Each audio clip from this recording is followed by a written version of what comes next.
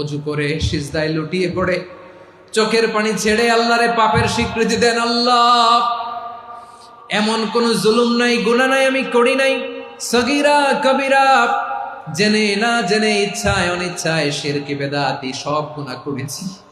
আল্লাহ, আকাশের নিচে জমিনের উপরে আমার চেয়ে বড় গুনাহগার আর কেউ নাই।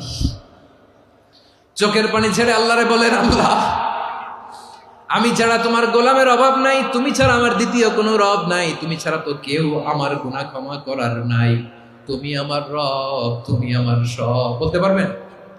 এই স্বীকৃতিটা দেখতে আল্লাহ বড্ড ভালোবাসেন, কারণ আমরা সবাই গুনাহগার। আমরা সবাই কি? বিশ্বনবী বলেন, কুল্লুকুম খাত্তাউন, বানি আদম, তোমরা সবাই পাপী। সবাই কি? সবাই পাপী। আমরা সবাই পাপী। আপন পাপের বাটখারা দিয়ে অন্যের পাপ মাপি। আমরা যে পাপী এটা ভাবতে মনে চায় না কারো, খালি অন্যের পাপ দেখি আমরা। এটা ভুল।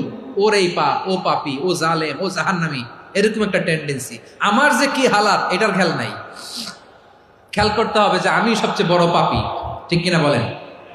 পাপ করি নাই এমন কেউ আছি? হ্যাঁ, আছি। কেউ না জানলেও জানে কে আমার পাপের ঘটনা? পৃথিবী না জানুক আমি তো জানি, আমি কি পাপ করেছি হায়।